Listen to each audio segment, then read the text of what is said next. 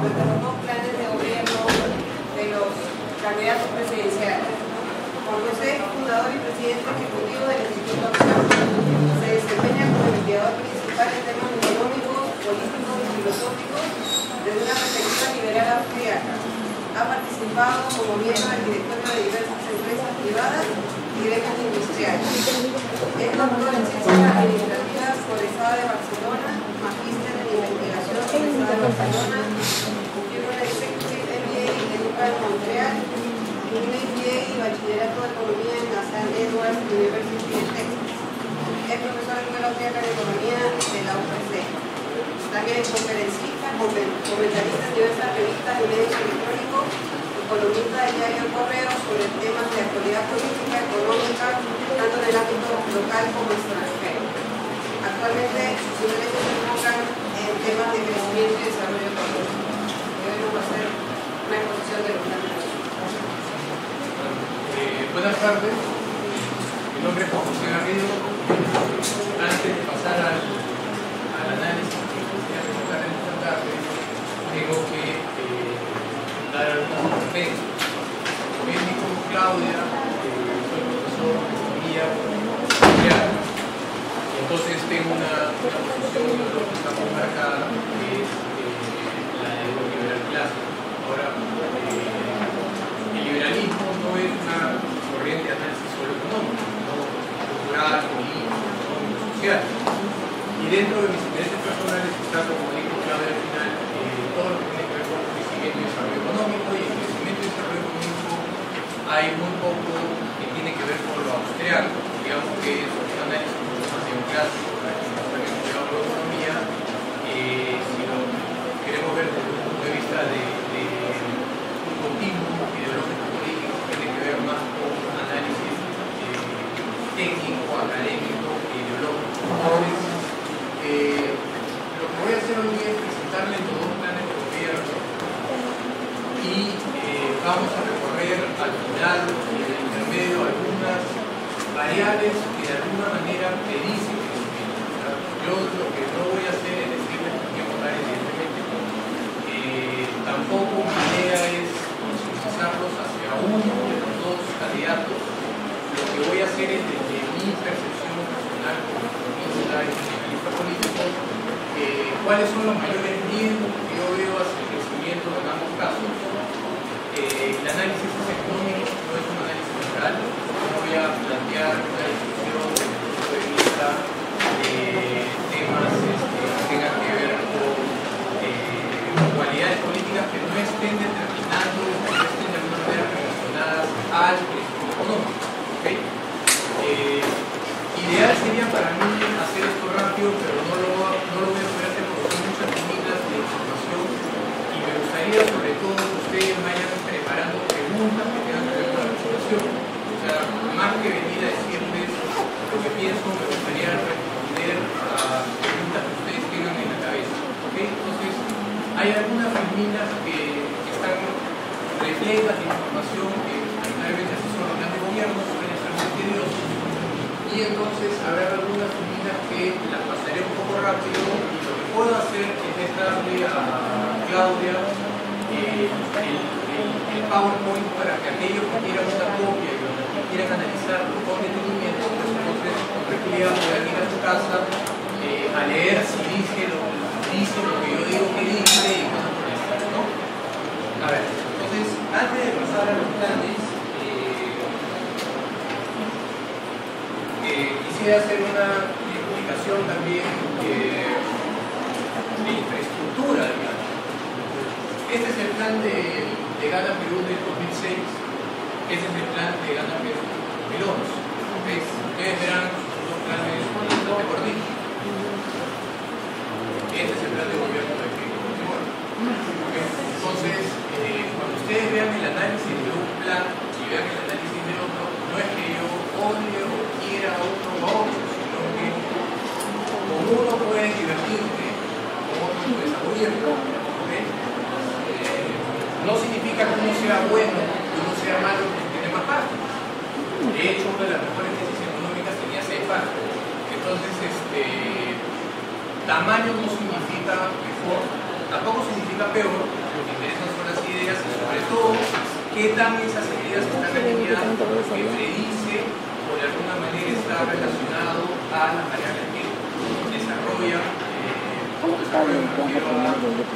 enriquece el promedio de un país. ¿Correcto? Dicho eso, también les traje, me imaginé que la mayoría de ustedes son PPK, o sea, el plan de gobierno de PPK. También podemos hablar de esto después, pero para que vean que no necesariamente tamaño tiene que ver con la vida. Entonces, algo que quisiera comentarles es que además de análisis hemos apoyado a varios candidatos en lo que es estrategia política. Entonces sí quisiera que ustedes tengan presente esto como lectores. Normalmente los que ganan en una contienda política no son los que tienen mejores argumentos, sino los que saben manejar mejor que otros las emociones adecuadas. ¿Okay? Entonces, si estos planes de gobierno son buenos o malos, no tienen mucho que ver con los resultados finales del proceso. O sea, puede ser que para cuando termine esta clase ustedes digan, por este candidato no voy a votar de ninguna manera y solo un animal puede votar por este candidato. Y sin embargo, ese candidato puede salir elegido. No tiene nada que ver una cosa con la otra. No es que los otros peruanos son justos y los otros entendimos como inteligentes. No es así. El resultado final de una contienda electoral tiene mucho más que ver con la cara que tú pones a la hora de responder preguntas, cómo te peinaste ese día, qué respondiste frente a la pregunta, si sonreíste o no sonreíste, si fuiste histriónico o no histriónico, etcétera, etcétera, etcétera, como lo que dijiste. ¿Okay? Y la frase de Luis Westron, que es probablemente el mejor analista de estrategias políticas, sobre lo científico, es bastante claro. La data de las ciencias políticas es bastante clara, la gente vota por el candidato que identifica los sentimientos correctos, no por el que presenta los mejores argumentos. Si ustedes ven las campañas de los políticos que estaban en la primera vuelta en las 3 semanas, ven quiénes son los que pasaron a la segunda vuelta y quiénes se quedaron justos, quiénes caían. Es un análisis de qué fue lo que sucedió finalmente en la primera vuelta. Van a entender que esta frase tiene mucho valor.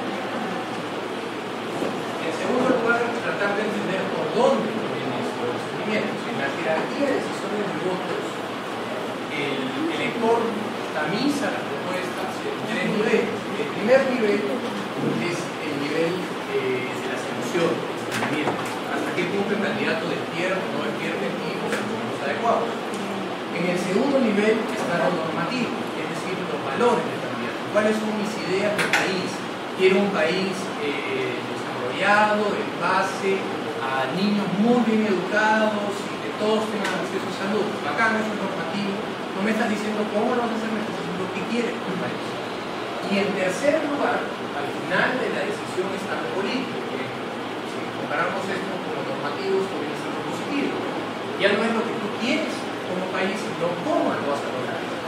Entonces, si uno analiza probablemente la toma de decisión de un elector en Suiza, medio de grupos de electores electores, educada, muy culta, socialmente responsable, porque hacen políticas que tienen mensajes más coherentes y bla bla, probablemente ellos pasen rápidamente por el nivel número 1, se queden mucho en el número 2 y profundicen al nivel 3 para estar seguros de que todo cuadra. En el país, por las características de nuestra cultura, la geografía, bla bla bla bla bla, normalmente se queda un 80% del análisis acá, solamente pasa cada un 10 o 15%, bueno, una porción muy pequeña de la población logra llegar a su punto. Entonces tampoco debemos esperar que estos planes de gobierno sean analizados por la población por este gobierno. Bueno, esta es la guía de lectura para el plan de Gana Perú.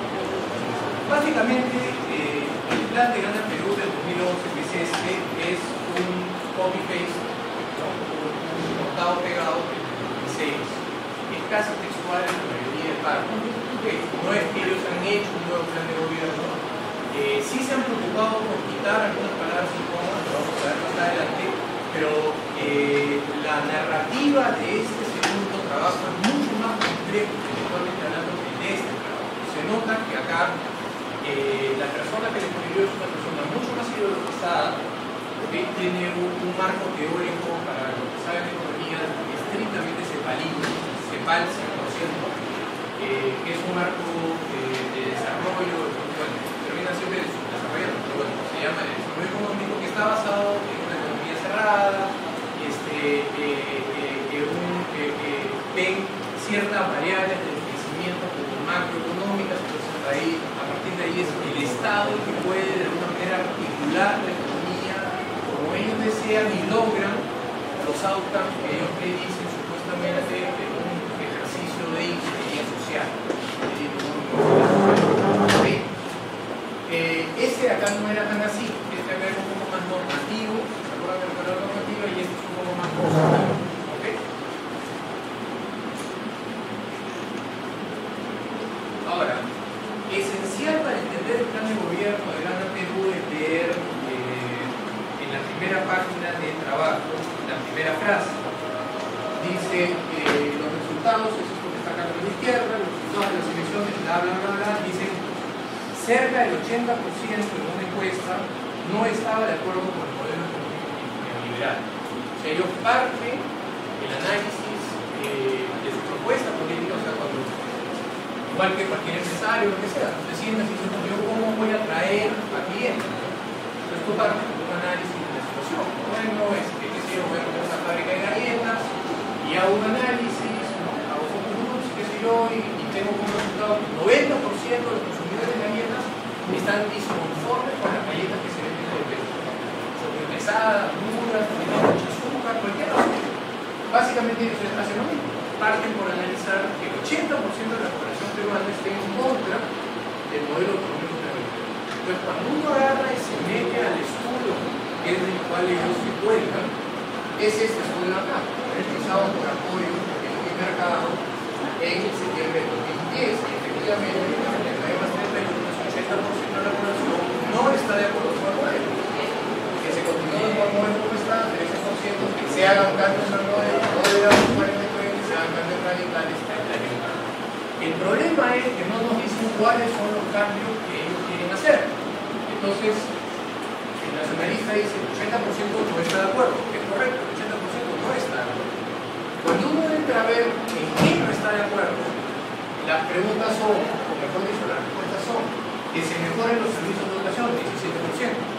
Bueno, sí, efectivamente, probablemente el 80% de la población quiere que mejore la calidad educativa de Perú. En el último ranking del Foro Mundial, nosotros aparecemos en el puesto 133 de 134 en calidad educativa. Entonces, probablemente el 80% de la población peruana quiere mejor sistema de salud, de educación. Que sea más eficaz en combatir la corrupción, 16%. Bueno, si uno mira los índices de transparencia internacional, estamos en el tercio inferior, somos los países más corruptos del mundo. Ok, primero. Que se den leyes más favorables para los trabajadores. Es una cháchara recurrente, sabemos que en el Perú se cree que el marco laboral es discriminatorio. Podemos entrar a discutir eso, pero digamos que es, más allá de si es correcto o no es correcto, es parte de la sabiduría pública, ¿verdad? Que se combata la delincuencia con más actividad, 12%. De nuevo, en todas las encuestas que se hacen en el Perú, seguridad, delincuencia terminan siendo siempre de los primeros votados. Cuando uno se introduce a las propuestas que están luego en el plan de gobierno, que se estaticen empresas que ahora son privadas, 3.7%. Que se nacionalicen empresas que ahora son extranjeras, 5.3%. Entonces, no es que el 80% de la población está a favor de la nacionalización, no es que el 80% de la población esté a favor de la expropiación. El 80% quiere cambios. Yo también quiero cambios. Yo quiero cambios hacia reformas que me permitan o que me lleven a un país más moderno. Habrá otra persona que quiere un país no tan moderno pero más justo. Y habrá otra persona que quiere que estaticen. Bueno, ok, esas son las que queremos hacer el proceso. Solo para hacer una provisión un poco de soporte ideológico.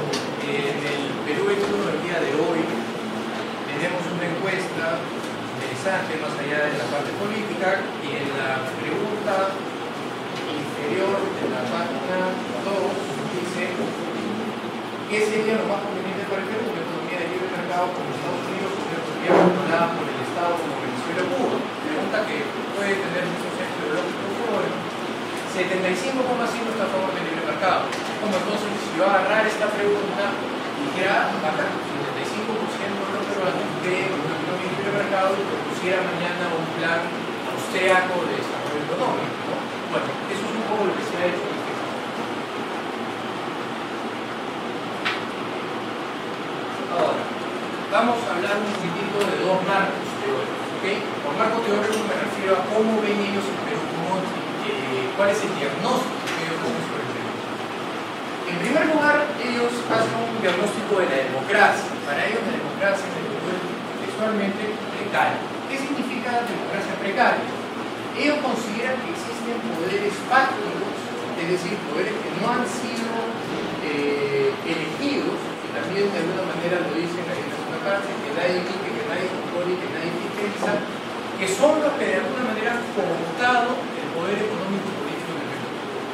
¿Okay? Entonces, para ellos, el sistema democrático peruano lo único que hace es legitima ese abuso. No lo digo yo porque está acusado. De ahora en adelante todos los que van a ver no son pensamientos míos, sino citas textuales de texto y pongo la página para que cada uno de ustedes pueda después ir y revisar el texto. Mejor aún, si tienen el texto, puedan ir buscando mientras que ven la conmigo.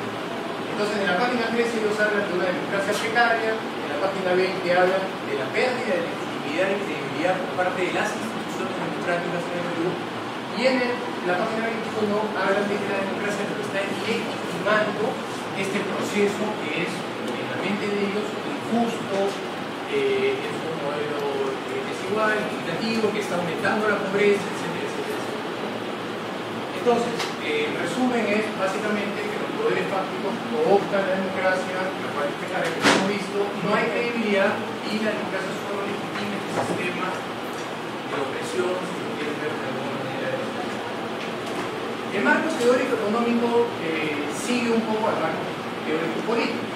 Ellos describen un sistema neoliberal en el cual básicamente todo se ha liberalizado, se ha privatizado de una manera corrupta. De hecho, mencionan que el sistema es leptopatrimonialista, o sea, es intrínsecamente corrupto. O sea, no es que hay corruptos, bueno, corruptos en sistemas socialistas, o machistas, o comunistas, o liberales, o mercantilistas, no. El modelo neoliberal es leptopatrimonialista, es corrupto de manera directa. Y lo que ellos proponen es un modelo nacionalista. ¿Qué es un modelo nacionalista? Básicamente guiado y dirigido hacia los mercados internos, el desarrollo de los mercados internos. Habla mucho de conectar geografía con demografía, con economía, cosas que yo no entiendo como economista, pero espero algún día que me lo pueda explicar. Hablan, por supuesto, de proteger los mercados nacionales, o sea, son intrínsecamente proteccionistas. Ellos creen que es a partir del salario que no proviene de mejoras en productividad, sino que tiene algo que es una especie de factor de producción que es movible simplemente por algunas directivas. Entonces, a partir de incrementos salariales, tú puedes comenzar a dinamizar la economía y aprovechar el aumento de demanda cubriéndolo solo a partir de incrementos salariales, ¿no? Creen entonces, según un Estado empresario, que debemos retornar a una economía de servicios a una agrícola industrial. Esto es algo que después vamos a ver juntos, pero más o menos estamos hablando de pasar el 61% de la economía que es de servicios a lo que hoy día es más o menos el 3% del PBI que es agrícola y a más o menos el 8-9% que es industrial.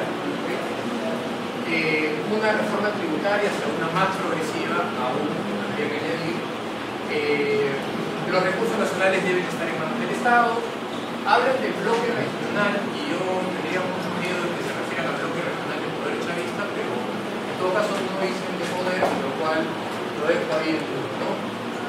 Hablan de un mercado interno de capitales, después voy a explicar por qué hablan tanto del mercado interno de capitales.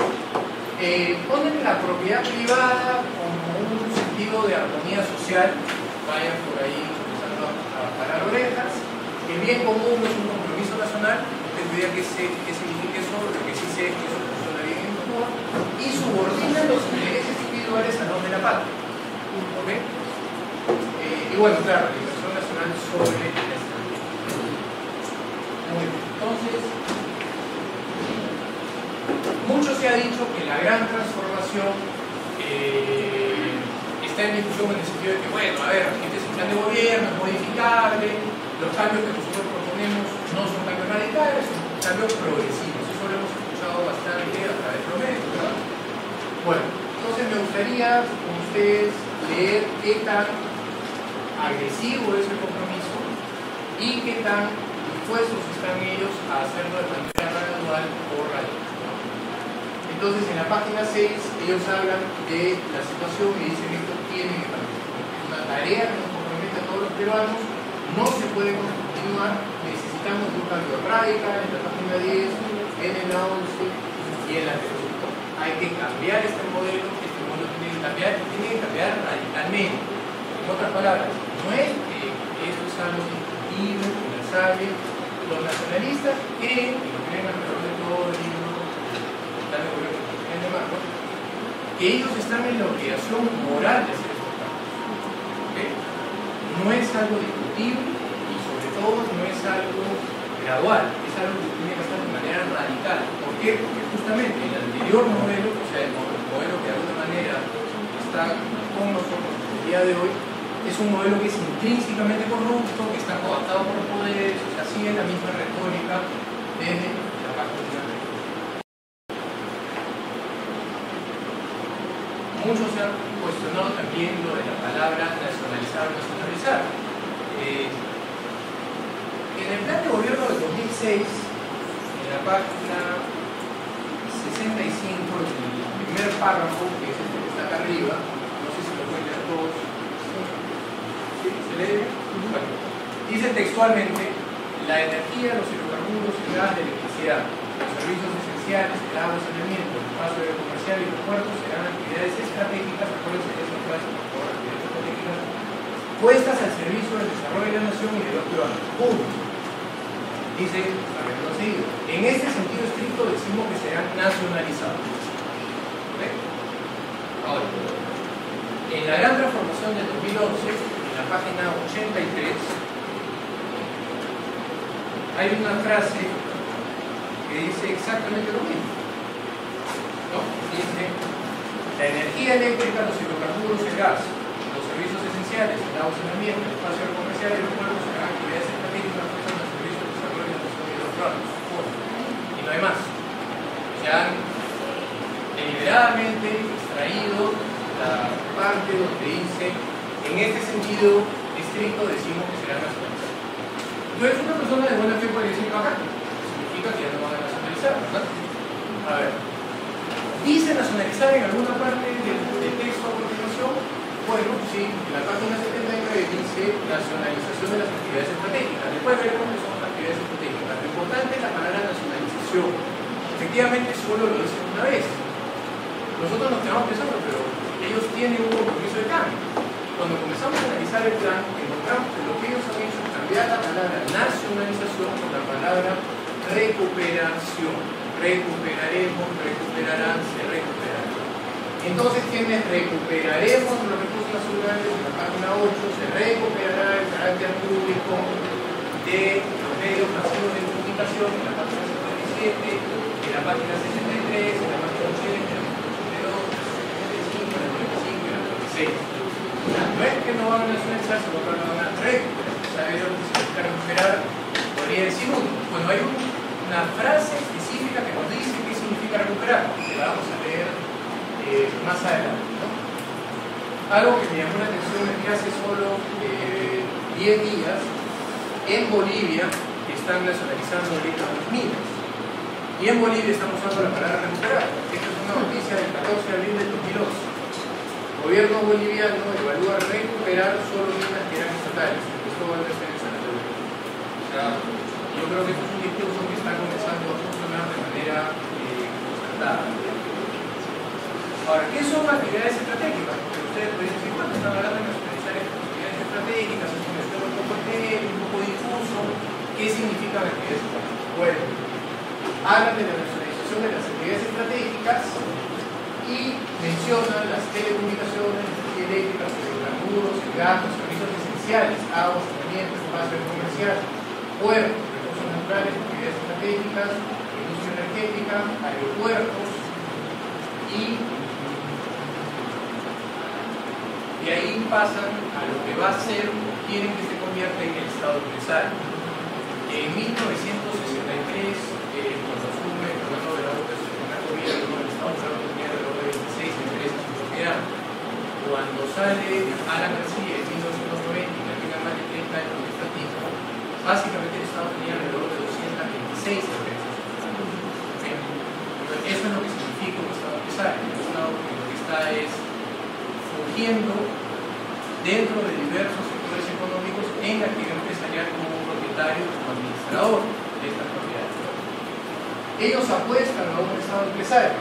En el sector de telecomunicaciones van a crear la empresa de telecomunicaciones del Estado, en el transporte aéreo van a crear una línea de bandera, en el transporte ferroviario van a inaugurar una industria ferroviaria nacional, van a crear una industria de acero, cementos, balastro, van a crear naves, van a crear universidades, van a crear medios de comunicación, van a crear hidroeléctricas, transporte marítimo, aeropuertos y puertos, van a aumentar el tamaño del agrobanco, van a crear las empresas civiles, la Air Farming, van a crear el espectro de trabajo que confíen, van a darle mayores atribuciones al Banco de la Nación. Entonces, de nuevo, lo que estamos viendo acá es una función económica a partir del Estado empresario que es muy parecida al modelo gobernista de los años 70. Ahora, alguien que pueda por ahí tener todavía el optimismo para creer que el Estado peruano podría ser como un empresario,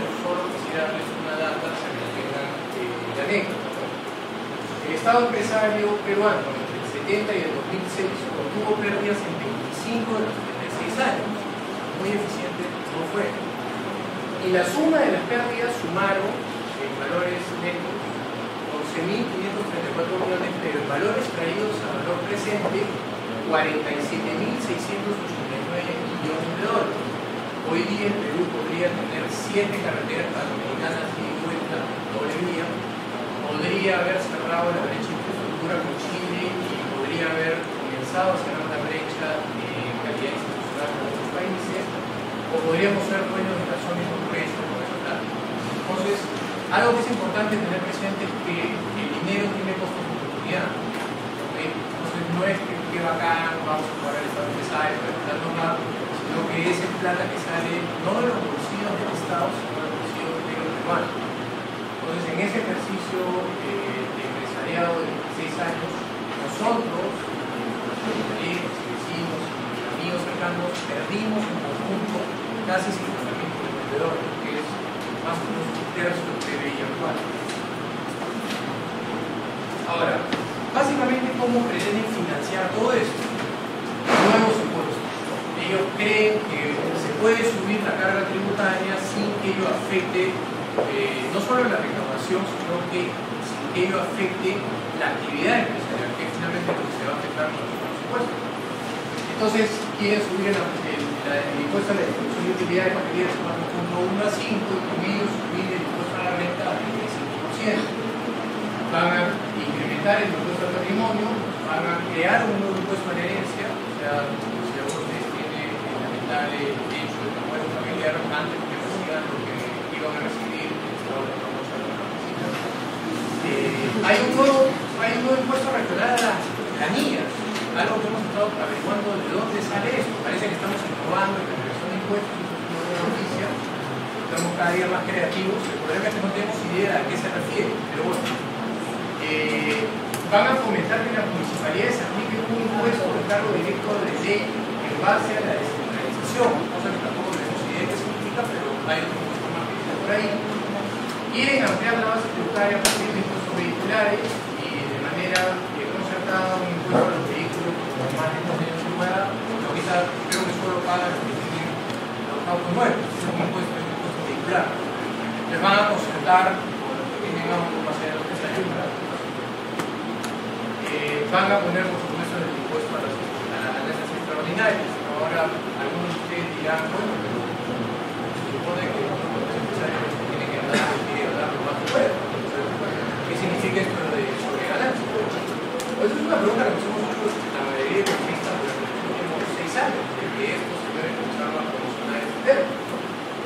Y hay en una página que lo veremos más adelante, más o menos lo que ellos consideran es el rango de ganancias regulares, que es de 7 a 8%. Y hablan también de nuevo de aumentar las regalías a los de la minería.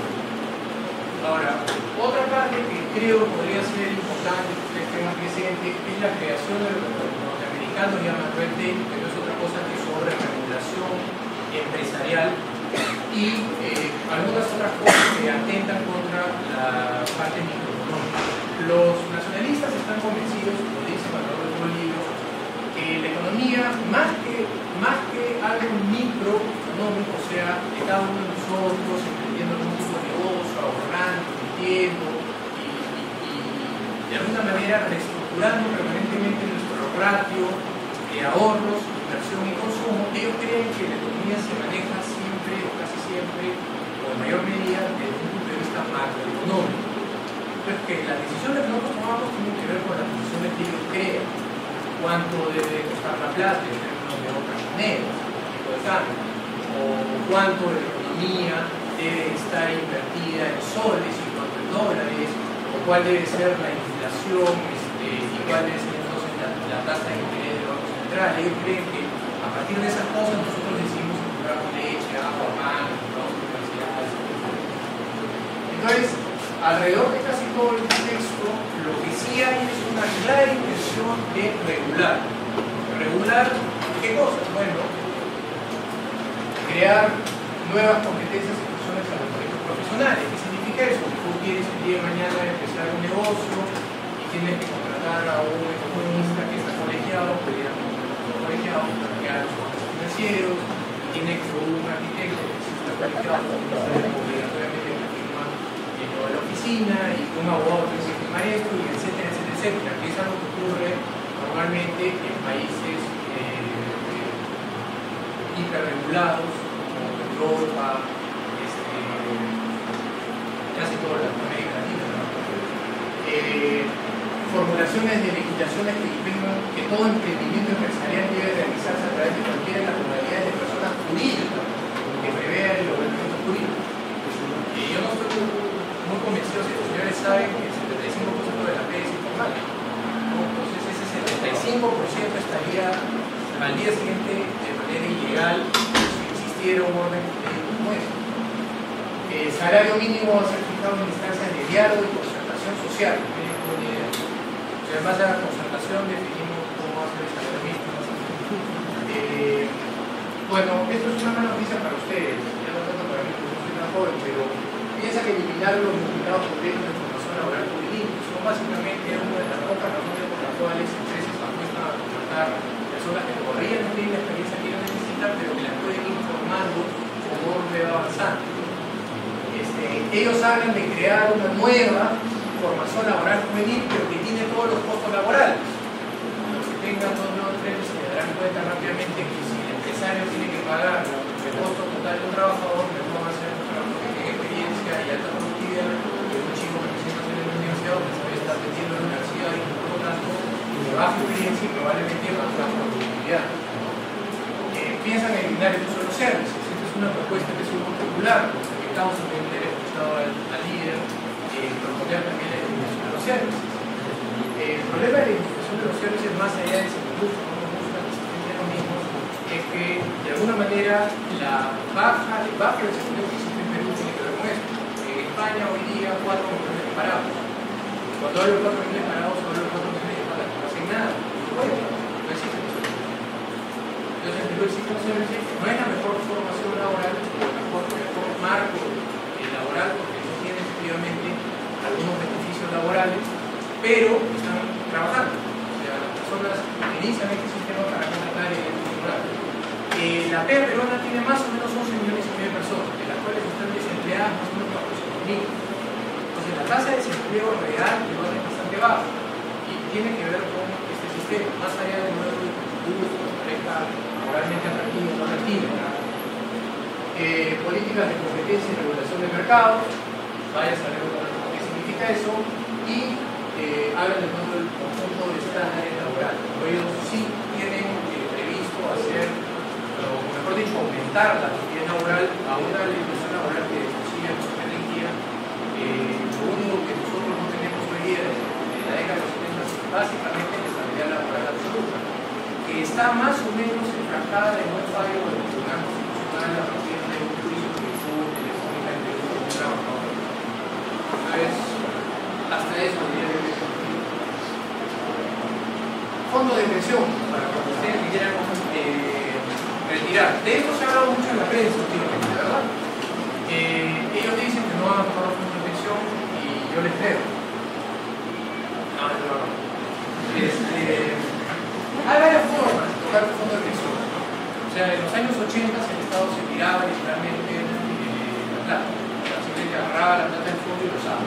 Y después agarraba y ponía de alguna manera algunos bonos, ¿no?, que sustituían la plata que ellos habían tomado. Literalmente entraban en la caja de banco, sacaban la plata del fondo y lo utilizaban para algún sistema populista. Entonces, de alguna manera, el tiempo les ha enseñado qué hacer con los fondos sin hacer esas barbaridades, pero que signifique un beneficio para el que está en el fondo. Ahora, ¿cuál es la temática que está descrita en el plan? Y acá, lo que sepan algo todavía no es que no, por eso quería hacer el pregunta marginal, lo digamos con el procedimiento. Primero que hablan del límite operativo de las inversiones. Las AFPs tienen, por norma desde que se crearon, un límite a las operaciones en la moneda nacional y extranjera. La idea de esto era que las AFPs no agarraran toda la plata que iban a recibir y las invirtieran en empresas del exterior, ahora de Packard, o Ford, o alguna empresa francesa, o lo que sea, sino que se utilizaran para incentivar el desarrollo económico local, ¿verdad? Algunos economistas nos pusimos, dijimos, mira, finalmente la plata de las AFPs es el ahorro del trabajador y él lo que tiene es el derecho a que esa plata esté resguardada de riesgos futuros, porque es la plata con la cual tú te vas a beneficiar por lo que retires, o sea, 40 años después de empezar a trabajar. Pero los estatistas en la época dijeron que no, que esa plata tenía que ser para desarrollo. Entonces empezó con un límite de más o menos 10%. Entonces algunos economistas machacamos durante años, había que subir ese límite, que ese límite era malo para el fondo, para los ahorristas. Y lo han ido subiendo y ahora creo que estamos en 30%. Entonces ellos mencionan el límite y después mencionan la sustitución de deuda externa por interna. Y acá me voy a permitir hacer una pequeña diferencia. La línea de discusión que se va a hacer es volver a reducir el límite de inversión del extranjero para que estén obligadas las AFPs a comprar títulos en moneda nacional. Es hasta ahí lo que se llama. Está bien, vamos a incentivar las empresas nacionales, ¿verdad?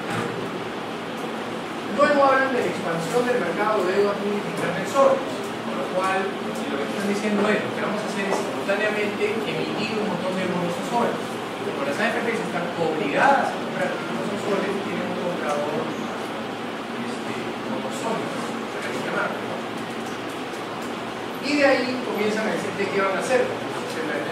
Recuperar el carácter solidario y redistributivo inherente a un esquema del sistema de pensiones.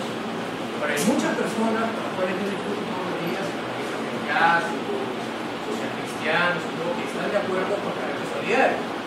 Ahora, la última vez que se hizo un ejercicio de recuperación de carácter solidario fue en Argentina. En Argentina, las AFP desaparecieron como sistema y fueron absorbidas por el sistema público. ¿Y qué es lo que han hecho en Argentina? Este es el diario de la Nación del 15 de abril de 2002, o sea, hace 11 días. Lo que están haciendo es el Estado, a partir de la propiedad de las acciones que ellos han recibido a la hora de asumir o modificar, ya lo que ustedes quieran, recuperar, nacionalizar, todo el ingreso que ustedes quieran, los fondos de las AFPs han asumido accionariados en empresas.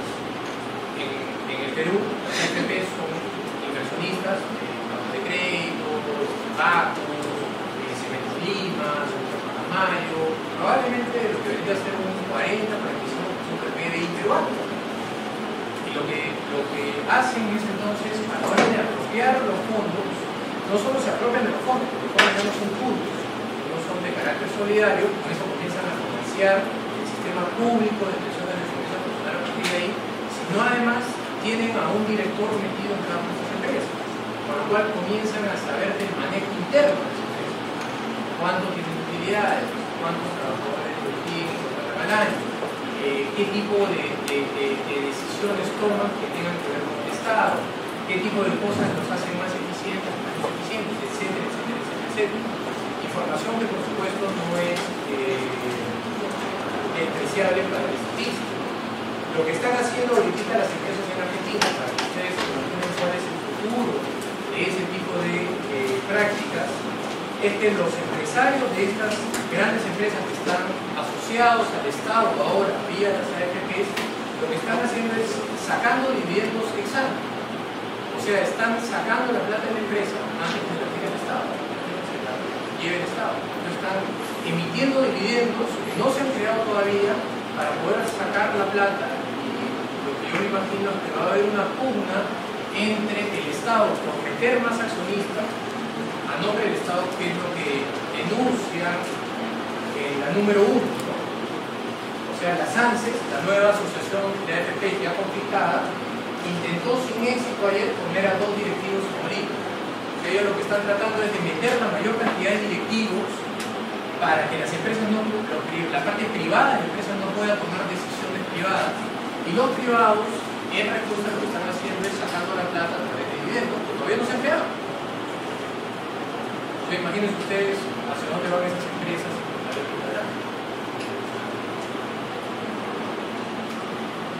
Y bueno, luego tienen toda una serie de propuestas económicas que son unas peores que otras y otras peores que las peores.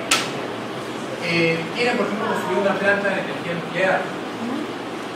No tengo idea de cuánto puede costar una planta de energía nuclear. Lo único que sé es que creo que son 6 países en el mundo que tienen una funcionando debidamente y solo 3 o 4 que han recibido beneficios de la energía nuclear: Francia, Alemania y ¿cuánto cuesta esa planta? No tengo idea, pero mencionan 2 veces, así que preocúpense por cuánto van a tener aciertos que van produciendo plantas nucleares en el mundo. Se promoverá un pacto entre los trabajadores y las empresas para erradicar definitivamente la pobreza. Yo no sé si ustedes han escuchado soluciones a la erradicación de la pobreza, pero nunca había escuchado de una clase así. Un pacto social, lo ocurrido, la asociación de ocurrido, y se hicieron poner un papel.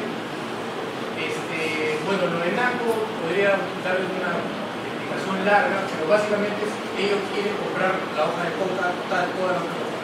O sea, van a competir con el narcotráfico, la hoja de coca, la hoja de coca. No de broma, hay un paper de un profesor de economía de la Universidad Pacífico, que dio un estudio económico sobre por qué era bueno para el Perú que comprara toda la hoja de coca compitiendo con los narcos. No es una locura, está escrito en una constitución. Bueno, es una locura, pero está escrito en una constitución. Dice textualmente, y eso está puesto, no es que yo lo he mochado, entonces lo he textualizado. Dice, se eliminará la corrupción de la forma de carretazo y se lo comparará. No dice cómo, pero bueno, perfecto, me cree o algo así. El Estado deberá reservar el 40% de sus compras para realizarlas a las nuevas empresas, acuérdense de eso, con preferencia por las locales.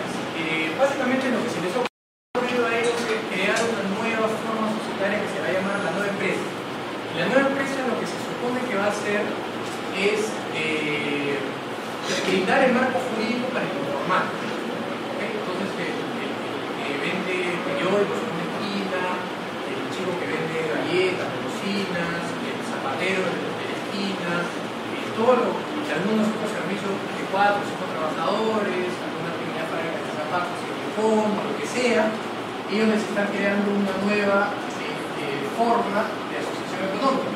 Bueno, a estas personas le van a transferir el 40% de las compras del Estado. Más o menos estamos hablando de 10.000 millones de soles, para que tengan una idea. O sea, creo que no tienen idea de lo que están hablando. Eso es una idea de por qué creo que no están hablando, no saben de qué están hablando. Dicen ellos, ¿no? Los globalizadores y neoliberales del país no entienden que la productividad y cambio técnico es un fenómeno macroeconómico. La productividad, como ustedes saben, es el mayor output que puede producir una persona en alguna unidad de base determinada, sea tiempo, tamaño, o lo que sea. Entonces ellos consideran que nosotros podemos mejorar la cantidad de zapatos que producimos en una hora desde un punto de vista macroeconómico. No por incentivos de si el jefe me da a pagar mejor o peor, o si tengo trabajo, que tiene que ver con revoluciones microeconómicas, o si tengo que desplazarme para llegar a mi puesto de trabajo 5 horas en vehículos o solo una china en una copia rápida. No, ellos creen que tiene que ver con la tasa de cambio, con la inflación, con el tipo de cambio.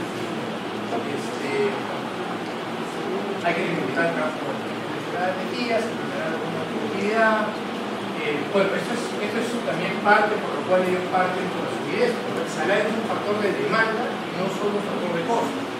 Ellos no consideran que el empresario realmente toma los salarios como parte de su esquema empresarial. Los empresarios no se guían por costos, se guían por marcas. El empresario no determina si es un negocio, si algo es caro o barato, porque ellos buscan su marca. Más sencillo de entender la mente de un empresario, y hay muchas teorías, sobre todo de Michael Kirchner, sobre ello. Ellos creen que el factor del trabajo, tienen eso en la cabeza, que el empresario peruano por naturaleza considera al trabajador como un cholo barato. Dicho sea paso, lo mencionan en el plan de gobierno 3 veces, cholo barato. Entonces ellos creen que el empresario peruano es un empresario que ni siquiera considera el trabajo dentro de su mano, sino que lo ve como simplemente un factor de demanda.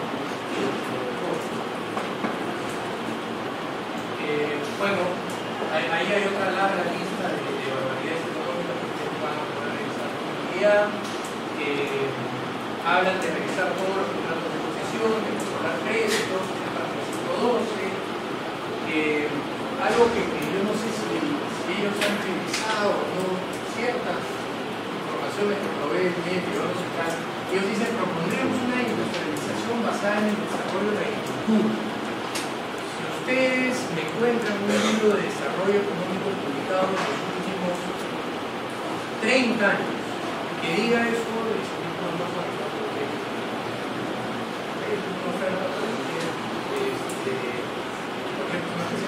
encuentran algún libro de economía seria de los últimos 30 años, y alguien que proponga que la mejor manera de desarrollar un país es industrializando la agricultura, para que tengan solo una idea, en un país desarrollado la agricultura es más o menos 1,5% de PIB. Industrializar al país en base al 1,2% de PIB no sé qué significa, pero estoy seguro que no es nada bueno. Después de los riesgos económicos, veamos los riesgos políticos. Bueno, hablan de reparar a todas las víctimas de la guerra interna para ellos, sin importar bueno, evidentemente creen que otra raza, sexo, hasta ahí estamos bien, o tinte político reparado. Lo que sí sabemos es que ellos se refieren a reparar a familiares terroristas. Quieren recuperar el carácter de servicio público de los medios masivos de comunicación. Yo soy periodista, llevo hace 8 años en medios locales, nacionales. Sé qué significa eso, no voy a ser el tonto, y estoy convencido que no quiero eso. Esto de servicio público, de los medios de comunicación, no va con mi característica de columnista, de la cual he escrito 8 años y nunca nadie me llamó a decirme: esto no está al servicio de la comunidad. Lo que acabas de escribir atenta contra la comunidad en tal sentido. O sea, parte de la idea de la opinión es esa, que es su opinión, que es libertad de opinión. Eso es importante. Los medios de comunicación serán declarados aliados estratégicos en la lucha contra la corrupción, de una herramienta para sensibilizar a la ciudadanía. ¿Ok? Entonces, con esto sensibilizando a la ciudadanía, bueno, sí te dicen que van a hacer. Evaluar las concesiones del espectro radioeléctrico que tienen a la radio y televisión digital al respecto resulta sumamente importante realizar como referente al reciente modelo argentino. No sé si ustedes se acuerdan de la página 1 del diario Clarín de hace unas 3 semanas, que fue blanca. totalmente blanco. ¿Okay? Entonces ese es el modelo de libertad de opinión que tienen ellos ¿no? Se incorporará mediante norma expresa a la justicia militar en el suelo judicial, o sea, de ahora en adelante los militares, de acuerdo a este plan, estarían juzgados en el suelo judicial. Y ahora imagínense ustedes que nosotros podamos hacer una zona terrorista, ¿cuánto van a tener nuestros militares ir a pelear a la zona de guerra? Creación de una entidad autónoma encargada de la supervisión, monitoreo y planificación de los recursos nacionales. Los integrantes de esta institución serán independientes elegidos por periodos de 10 años para un gobierno que solo dura 5. Y después hablan del cambio constitucional, ¿no? Dicen sea cual fuera el camino que coja para la nueva constitución, el punto a partir de ser la nulidad del texto, o sea, no piensan desconocer la Carta del 93, declarar la vigencia de la Constitución del 79, cosa que es completamente ilegal, o sea, no se puede hacer porque responde al plan de gobierno. Y los dos caminos para allá serían la Asamblea Constituyente, que está expresamente prohibido por el texto, y la reforma integral vía el Congreso de la República.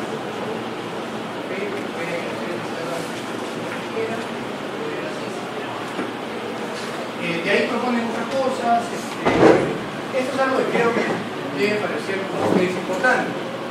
Es indispensable una reforma universitaria que en primer lugar disminuya el número de las mismas y las integre dentro de un sistema que tome en cuenta nuestra propuesta de organización transversal. Recuperar, ya saben qué significa, la universidad como una institución pública más allá de sus profesores son los privados. Data internacional. Estados Unidos tiene 300 millones de habitantes. Nosotros tenemos más o menos 29. Más o menos un ratio de 10 a 1. Ellos tienen más o menos 4.500 universidades. Nosotros tenemos 110. No es que nosotros tengamos demasiadas universidades. ¿Por qué tenemos las universidades, la calidad que tenemos y otras cosas? No tienen que ver tanto con el número como con otro tipo de factores, probablemente que las de mercado. Pero en todo caso yo considero que hay demasiadas universidades y ese es el problema de la calidad educativa universitaria. Entonces el proyecto es recuperar la universidad como institución pública más allá de si los profesores son estatales o no. Dicho sea paso, el cambio de governance o de gobernabilidad empresarial de lo que yo hablaba a la hora de hablar de la CFP es también parte de la propuesta del programa de Data Perú. Ellos piensan que la forma de introducirse en la universidad es a través del governance. O sea, lo que probablemente ellos van a hacer es sacar una sola norma ley que estipule que en las universidades, por carácter de servicio universal, público, sensibilización, cualquier de esas cosas, de los directores, el 50 más 1 debe ser puesto por una entidad del Estado. Entonces, a partir de ahí, el directorio de la UPC, por decir, tiene 7 directores, de los cuales los 7 son privados el día de hoy. Bueno, a partir de esta norma, entonces tiene que ser de los 7-4, de un fondo que comienza a determinar, entonces, en mayoría, quién es el gerente general, cuál es la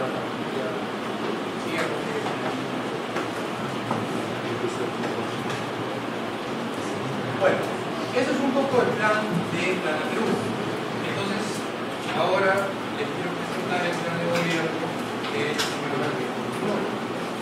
de una advertencia, de nuevo, me parece un mal plan de gobierno. De hecho, durante la presente campaña no hubo ninguno que realmente despertar en mi pasión. Es un plan, lo vamos a ver ahora, bastante lleno de cosas normativas, muy buenas ideas, pero no te dicen cómo lo va a hacer. En ese sentido, para ser estricto, como la señora que dijo, es muy parecido a este plan de acá. Muchas cosas muy buenas que tampoco te las dicen cómo hacer. No te hablan cómo se van a financiar. O sea, los nacionalistas te dicen cómo la van a financiar. Van a subir impuestos, van a tratar de formalizar a partir de normas que tengan ilegales a los informales. O sea, te dicen cómo ellos pretenden tener mayores ingresos. Y ellos, me imagino, deben de creer que así van a tener mayores ingresos.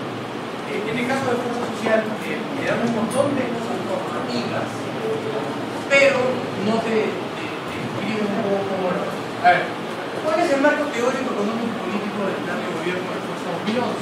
En primer lugar, ellos de alguna manera reivindican los aspectos económicos y sociales del turismo humorístico. Ellos agarran y dicen, en Perú está también hoy día, porque en el 90 hicimos eso, cambios en la Constitución, ¿no? Hicimos un proceso de apertura comercial, de liberalización de la economía, lo cual en la parte económica no es cierta, no deslindan con aspectos políticos individuales, no entran en ese campo, no mencionan nada de la Constitución de los Derechos Humanos, por supuesto no mencionan nada de las personas actualmente encarceladas. Lo que sí queda bien claro es que ellos proponen mantener la Carta del 93. Entonces, a partir de ello, ya no vuelve a hablar del tema. Básicamente el plan está subdividido en 4 grandes pilares de desarrollo. ¿Okay? El primero es compartir el crecimiento para reducir la pobreza. ¿Okay? Crear un gobierno eficiente, seguridad ciudadana y promover más empleo. Hasta ahí, de nuevo, como vimos en la segunda primera, todo muy normativo. Quiere un país mejor, un país más justo, un país más seguro, un país menos corrupto. Cuando vas entonces a la cara, no ya acá, yo también quiero un país así por ahí, dime cómo lo vamos a hacer. Este es el resumen ejecutivo. Le dice, bueno, para compartir el crecimiento vamos a mejorar la calidad de educación.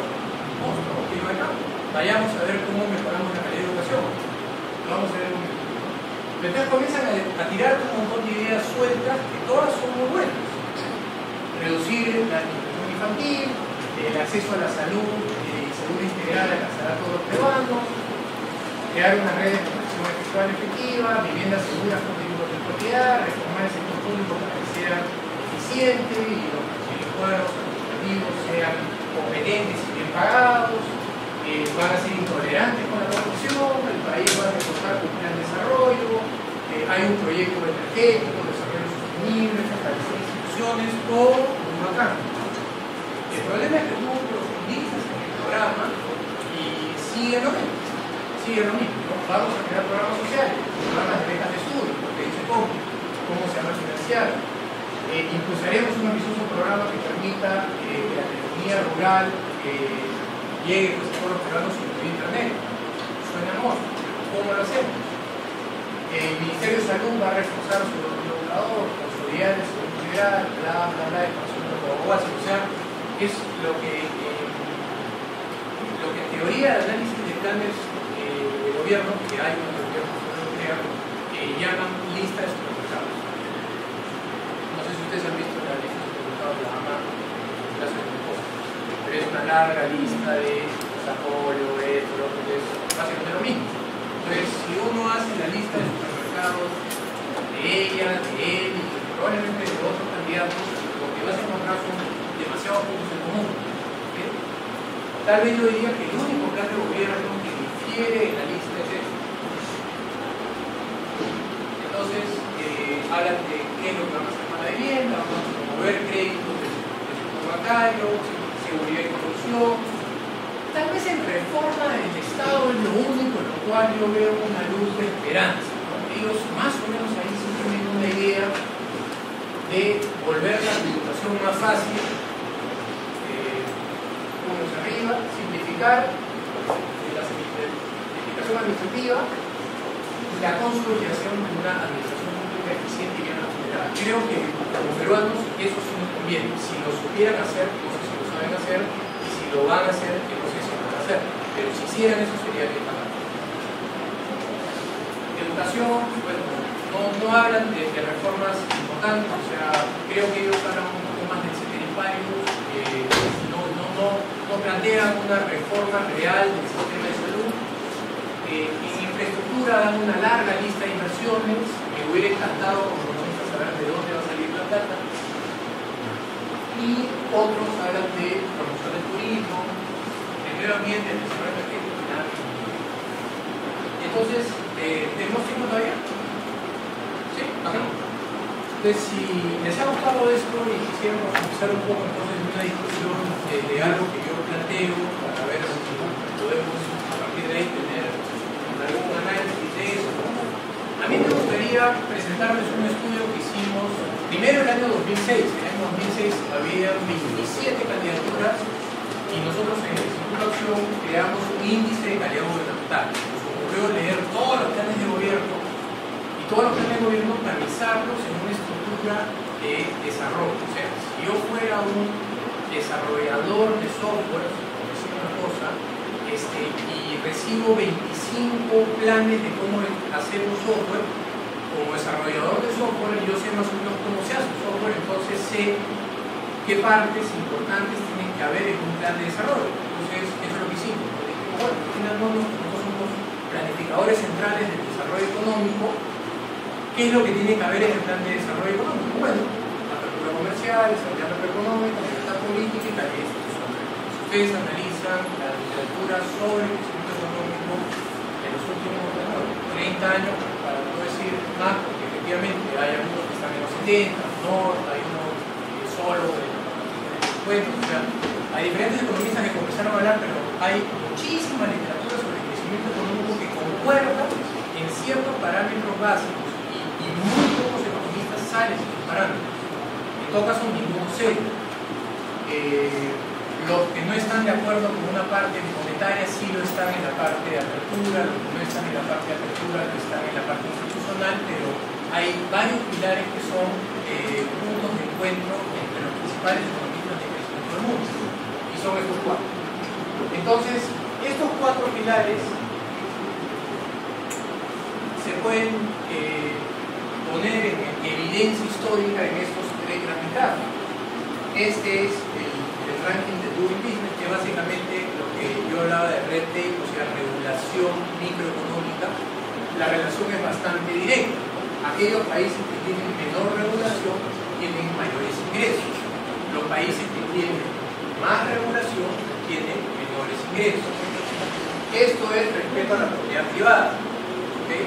Respecto a la propiedad privada, países que tienen un mayor respeto a la propiedad privada tienen ingresos 20 veces más altos que aquellos países que tienen peor defensa de la propiedad privada. Hay una relación que es bastante evidente. Y eso es Estado de Derecho. Aquellos países donde el Estado de Derecho funciona. ¿Qué cosa es Estado de Derecho? Bueno, un poder judicial que funciona, democracia, o sea, el traspaso del poder cada 5 años, balance de poderes, el Ejecutivo no va a hacer lo que le da la gana porque está balanceado por un legislativo y por un poder judicial autónomo, etcétera, etcétera, etcétera. La correlación es mucho más directa. Acá no hay un solo estudio, sino hay 3 estudios que están siendo correlacionados simultáneamente. Y los 3 te dan exactamente la misma, no solo el mismo signo, sino casi la misma medida, con lo cual la relación es casi perfecta entre los estudios. Y dicen básicamente lo mismo: mayor respeto por el Estado de Derecho, mejores ingresos. Esto se transfiere finalmente a que en países donde hay mayor nivel económico, que está graficado en este lado, son países que tienen mayor desarrollo del emprendimiento. Son países donde se incentiva en mayor medida la capacidad de creación de riqueza. Entonces, agarramos los 2 planes de gobierno, agarramos esos 4 perfiles, indicadores primordiales, que son apertura comercial, estabilidad macroeconómica, calidad institucional y puesto regulatorio, y libertad política, y los tamizamos en base al plan de gobierno.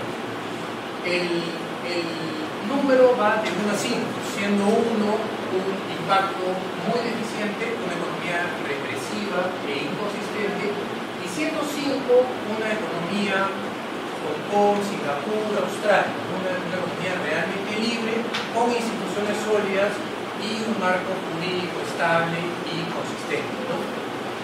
Bueno, este es el puntaje que nosotros tenemos para ambos planes de gobierno: 1.88 para el Plano Perú, 3.27 para el Defensa 2011. Los que quieran entrar al estudio y ver cada una de las variables, el peso que pusimos y por qué pusimos, está en un PPT que está en internet, que se llama Índice de Calidad Fundamental, Perú, con Fuerza 2011 o Debilidad 2011, como quieren ver.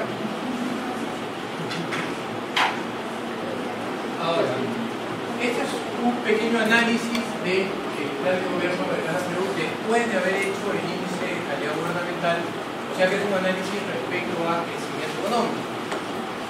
Básicamente lo que ellos hacen es considerar la apertura comercial como una barrera ineludible para su modelo de desarrollo. Ustedes vieron en la presentación, ellos piensan realizar todos los TLCs, todos.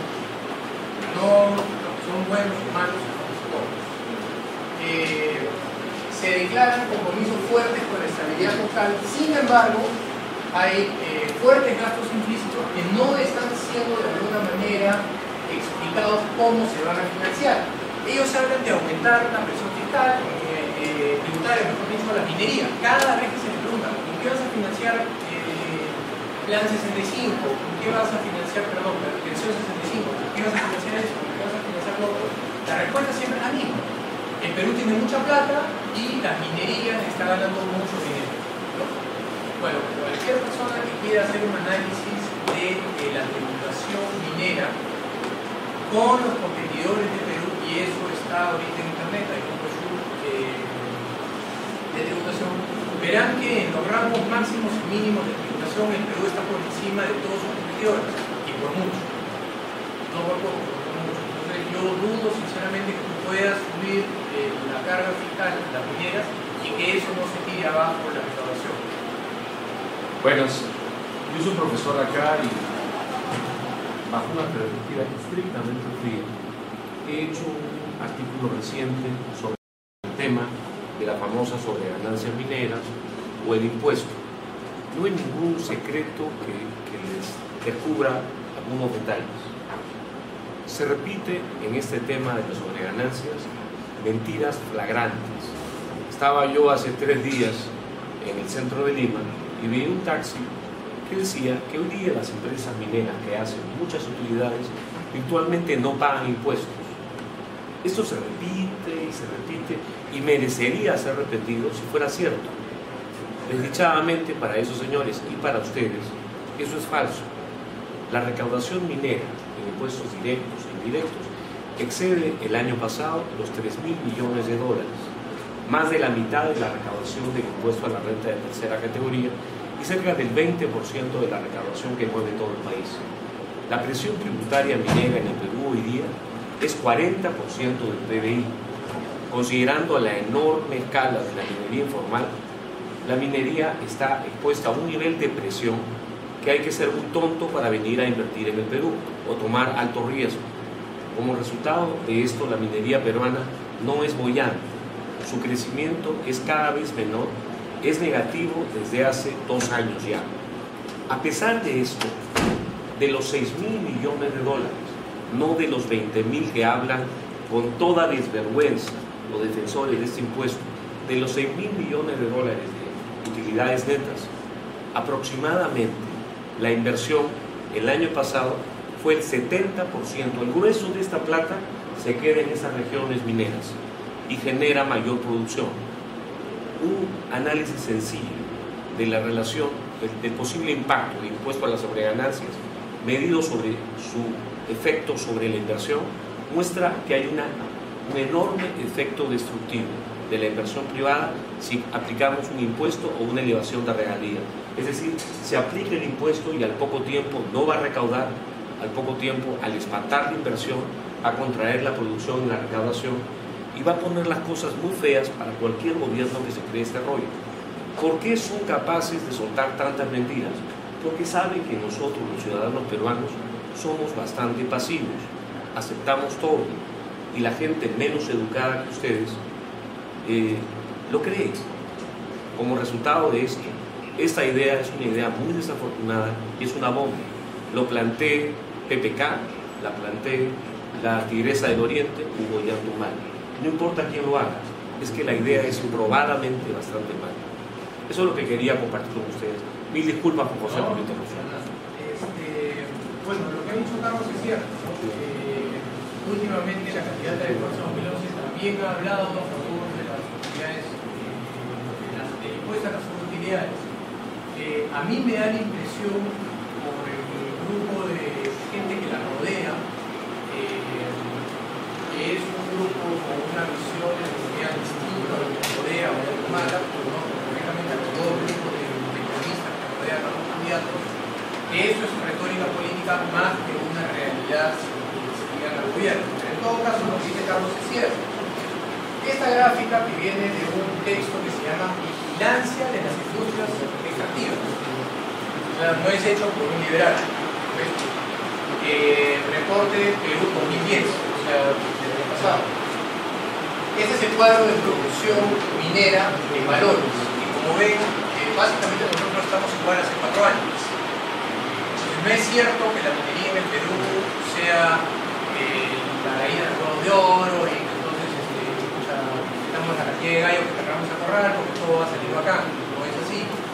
De hecho, si ustedes analizan el cuadro de canos mineros, la transferencia por canos ya está comenzando a reducirse. El problema es que esta plata no se está usando. ¿Okay? Entonces, yo me subí a un taxi hace poco, me iba a un vuelo, me trepo al taxi y le mando ¿por qué vas a votar? Y me dice, mal. Y digo, acá, estoy pensando que no lo también. ¿Por qué vas a votar por él? Me dice, no, a este pata le va a subir los impuestos a las mineras. Ah, ya, le digo, esto quizás es otra cosa.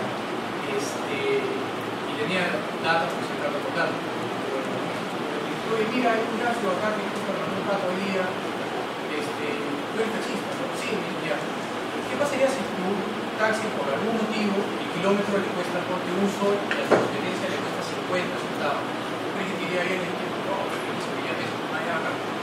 Mira, acá hay un cuadro que tengo y leí los datos de la presión tributaria minera para Chile, Canadá, Australia y Perú.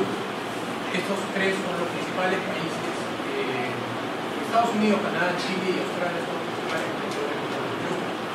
Y evidentemente la presión tributaria es mucho menor, pero que sea evidente porque yo lo creo, sino que está en la cifra. Entonces me dijo, caray, ¿y entonces dónde está la plata? Entonces le dije, no, mira, bueno, parece que la tienen las regiones, ¿no? Porque comencé a decir los millones de dólares que tienen las regiones en cuenta, ¿no?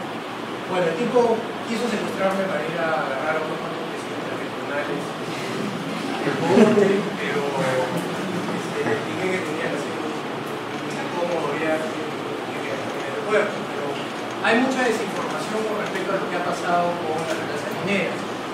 Sí, si yo fuera minero probablemente hubiera hecho algo de comunicación, no lo hicieron, ese es un problema, yo no me voy a defender a las mineras, no tengo ni un dólar invertido en mineras, ya quisiera alguna vez haber sido vocero de ellos. Pero lo que sí está claro es que este es para ellos el sitio de donde sacar dinero. En instituciones de regulación se habla estrictamente de regular, entonces no es algo que yo opino, es algo que usted no ha leído. Se considera que el papel del Estado es vigilar que no existan ganancias extraordinarias, está en el plan de gobierno. Por absurdo que parezca, ellos consideran ganancias del 7 al 8% ganancias suficientes. ¿Okay? ¿Quiénes acá están estudiando administración de empresas? ¿O quiénes pretenden ser empresarios?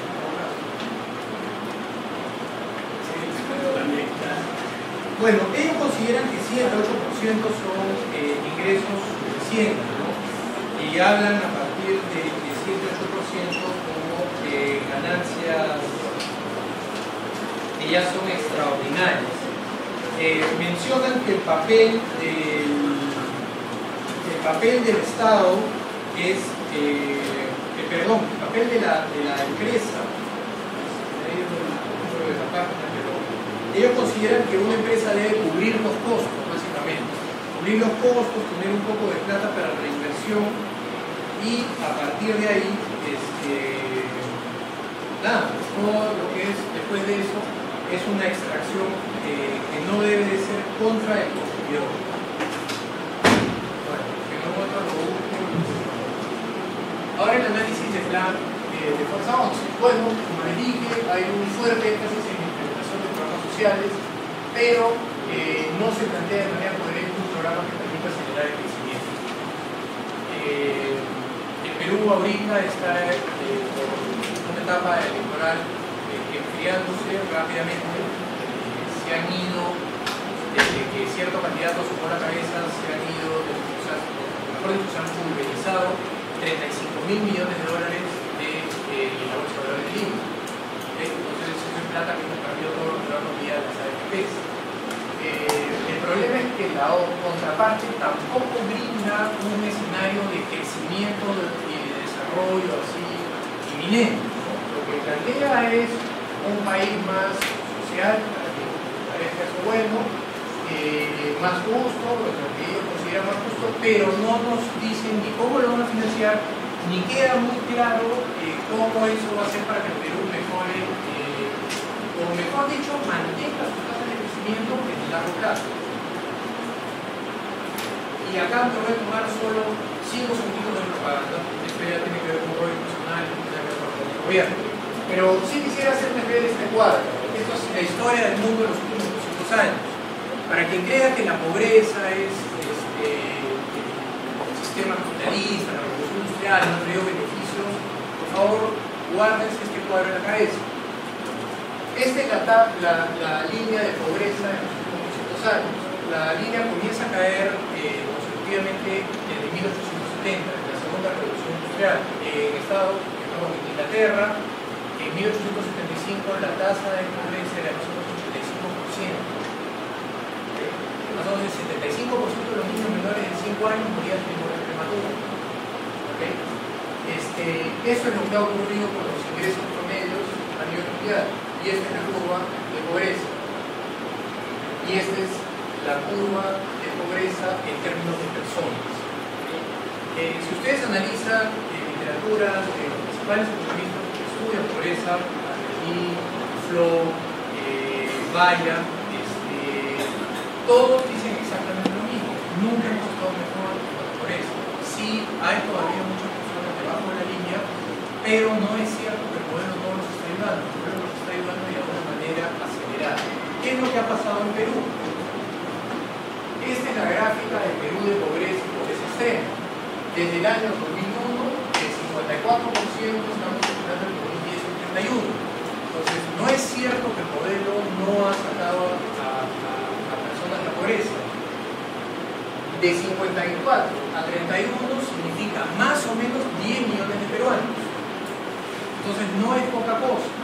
Si nosotros hubiéramos hecho las reformas en 1980, más o menos estaríamos por acá, en lugar de 1991, y hay un estudio que hemos hecho, está en un contrafactual, lo pueden encontrar en la página web de la institución. Hoy día no tendríamos 31, sino tendríamos 22, 6 millones menos de pobres si hubiéramos hecho las reformas en el 80 y el 90. Las reformas, en casi todos los escenarios que nosotros hemos revisado, han generalizado reducciones drásticas en los niveles de pobreza y sobre todo en pobreza extrema. Ambos planes de gobierno hablan de reducir la pobreza. Yo diría que este plan de gobierno tiene un programa un poco más coherente, ofrece reducir la pobreza extrema a cero, me parece un poquito avanzado de 5 años, pero este programa de gobierno también ofrecía lo mismo, reducir la pobreza extrema a cero en 5 años. Entonces, hay algo que ellos saben que no sé o están exagerando, pero en todo caso, la oferta estaba ahí. No. ¿Es cierto que esta reducción de pobreza? Sí, ¿no? ¿Es cierto que esta reducción de pobreza ha servido a los más ricos mejor que a los más pobres? Bueno, hay dos formas de verlo. Uno es a través de quintines de ingresos. El quintín número 1, que es el de los menos favorecidos, los más pobres, como quieren ustedes verlo, ha crecido entre 2003 y 2009 en 84%. El quintín número 5 solo ha crecido en 18%. Esto puede sonar un poco simple, efectivamente 18% a estos niveles es muchísimo más que a estos niveles. Pero si ustedes hacen un estudio de cuáles son las variables, o más que variables, las claves para el desarrollo, básicamente uno se reduce a 3. La primera es un buen modelo de desarrollo, un modelo que permanentemente y consistentemente esté sacando a gente de la pobreza. La segunda es que ese modelo sea usado consistentemente, es decir, no que un año aplicas el modelo y el siguiente año retrocedes, y el siguiente año vuelves a reformar, y el siguiente año vuelves a realizar, y así sucesivamente, sino que consistentemente haces reformas. Y lo tercero, que es lo más importante, es tener paciencia. Lamentablemente no hay ningún ejercicio de desarrollo inmediato.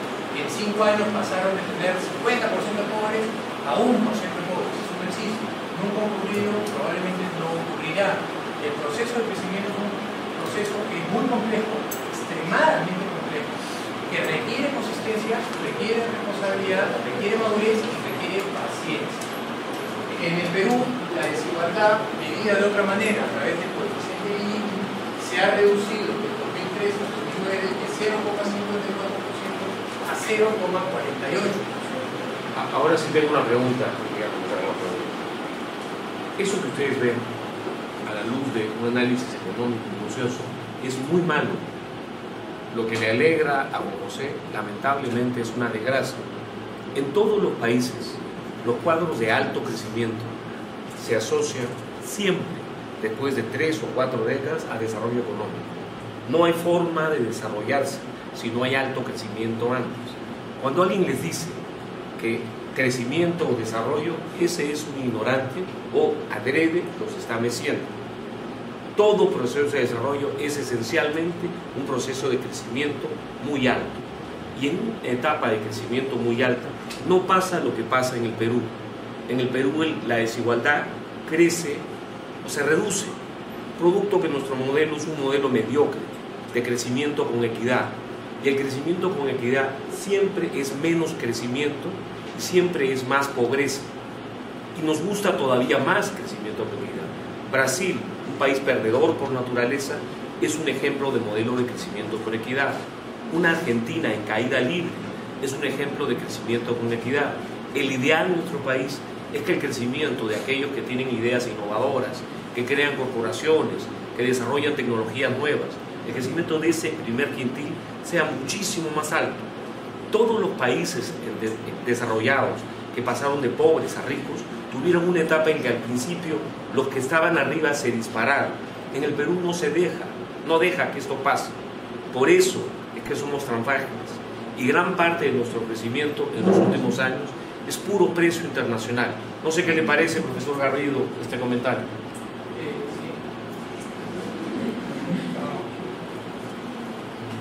El proceso de desarrollo, como bien dijo Carlos, es cierto. Yo estaba haciendo un poco más de juicio industrial. Yo no creo que se debe crecer para reducir escuelas, no creo que se debe mantener una tasa de crecimiento que ni siquiera es forzada por el Estado. O sea, me voy a ir a otro lado económico, no lo quiero acudir, pero lo que Carlos habla es básicamente de los recursos.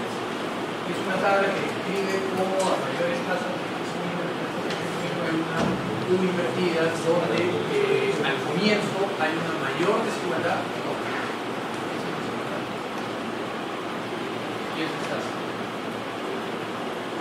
Entonces, cuando uno está creciendo, hay una mayor desigualdad. Primero se comienza a generar desigualdad y esa desigualdad crece. Es lo que hemos visto que ha ocurrido en Estados Unidos, en Europa, o sea, al comienzo se genera desigualdad y esa desigualdad comienza a crecer después de un proceso. Lo que intuimos los economistas, porque todavía no hay muchos estudios que lo sustenten, es que conforme se va liberalizando la economía, hay un proceso de crecimiento desigual, donde hay personas que aprovechan el modelo en mejor medida porque tienen mayor capital humano, mejor acceso a capital financiero o a infraestructura o lo que sea, mejores métodos de producción, etcétera, etcétera, etcétera, pero que conforme llegas a tasas de crecimiento donde ya los ingresos permiten comenzar a ver y comienza a haber más, sobre todo, clamor por redistribución en programas sociales, las tasas de crecimiento comienzan a decrecer y comienza de nuevo también a crecer la desigualdad. Lo que, como dijo Carlos, socava de alguna manera las altas tasas de crecimiento. Por eso es que uno ve en Estados Unidos y en Europa tasas de crecimiento tan altas como las que ven países que reforman, como China, Perú, etc. Por eso es tan malo el gráfico que muestra el profesor. Ver que en una etapa inicial de crecimiento peruano la desigualdad se reduce es porque mucho antes de que llegue cualquier gobernante ya comenzamos a caernos. Entiendan, la desigualdad en una etapa inicial de crecimiento es buena. Recuerda que sea 9, puede haber crecido a 14, 15. ¿Es sostenible eso? Sí, China creció durante más de 25 años con una tasa promedio de 9.5 y redujo en el interín, o mejor dicho, extrajo de la pobreza en el interín más de 350 millones de personas. Por eso es que la pobreza a nivel mundial está creciendo tanto. En el Perú, ¿por qué la pobreza se redució tanto? Porque las ciudades donde viven los pobres no son las ciudades donde nosotros escuchamos recurrentemente cuando se habla de pobreza. Cuando se habla de pobreza, salta en la mente automáticamente Huancavelica, ¿no? Salta Cerro de Tajo, salta Junín, ¿correcto? Sí, efectivamente, son zonas donde hay muchísimos pobres relativamente hablando. Huancavelica, viven 350.000 personas, en todo Huancavelica hay 85% de pobres, es altísima la tasa de pobres. ¿Cuántos son 85% de 350? Más o menos 300.000. En Lima viven 9 millones de pobres y hay 15% de pobreza. ¿Cuánto significa 15% de 9? Más o menos 1 1.160.000 personas. Entonces, mientras que en Huancavelica hay 250.000 pobres, en Lima hay 1.300.000 pobres, lo que es alucinante, porque en Lima esos pobres están cerca a la infraestructura, a agua, desagüe, luz, telefonía, carreteras, escuelas, centros de salud, mientras que es mucho más complicado llevarles a las personas que vienen a Huancavelica esos servicios. Entonces, por eso es que de alguna manera hemos visto esta reducción tan drástica, porque el crecimiento es más sencillo llevarlo a los que están más cercanos a zonas urbanas, y no es porque el modelo sea intrínsecamente malo y quiera perjudicar a otros. O sea, es mucho más complejo, pero es una idea vaga. Ahora, esto es también algo importante que me gustaría que se lleven en la cabeza, para los que creen en la teoría de que el Perú es una economía primaria exportadora, que significa que si mañana muere la minería, muere el Perú. Este es el gráfico del PBI del 99 al 2009. ¿Okay? O sea, no es un solo año que lo estoy tomando como muestra para plantear. ¿Okay? Es el promedio de 10 años. Minería es el 7,7% del PBI. ¿Okay? O sea, PBI hablando, no somos un país minero, somos un país minero per cápita. ¿Okay? En cuanto al PBI en participación, tienen de nuevo servicios, construcción, manufactura, comercio, ¿no? Lo que les decía, la agricultura es casi 7% del PBI. Entonces no es cierto que el Perú es un país predominantemente minero y que nosotros podemos industrializarnos a través de la agricultura, sin los trabajos, los ingresos de la minería. Nosotros somos un país de servicios. Ahora, cuando yo dije esto en la Universidad Pacífico hace un año y medio, frente a tres profesores de la Universidad Pacífico, me dijeron: tú quieres una economía de peluqueros. Bueno, a ver, no es que yo quiero una economía de peluqueros. Los peruanos quieren ser peluqueros, cocineros, cafeteros, emprendedores, o lo que sea que ellos quieran ser, lo que termina convirtiendo al Perú en un país con estas características. Pero no es que el Perú sea un país de servicios. Servicios y comercio, construcción, son de alguna manera sectores similares a la hora de reducirlo como la producción sola, es 61%. Estados Unidos, el sector servicio es 75%. Entonces, Estados Unidos también es un país de peluqueros, cafeteros, cocineros, lo que sea. Europa, la Comunidad Europea, el promedio es 74%. Brasil, el modelo Lula, que todos hoy día quieren ser, es 68%. Entonces, no es que el Perú sea un país de servicios. El mundo es un mundo de servicios, ¿no? Lo que a algunos no les gusta, y bueno, quieren de alguna manera, ya saben ustedes, realizar en base a la agricultura. Ahora, esto es algo que también me gustaría hablar, que es una cosa que me ha dejado en la cabeza también hace mucho tiempo, que es que el Estado peruano es muy pequeño. Lo tienen que haber escuchado ustedes en algún momento. El problema del Perú es que el Estado es muy pequeño y no es lo suficientemente grande para reducir la pobreza. Esta es la gráfica del Perú en términos de gasto público por PBI. Como bien me corrigió Carlos antes de entrar en la reunión, esto solo mide una parte del tamaño del Estado.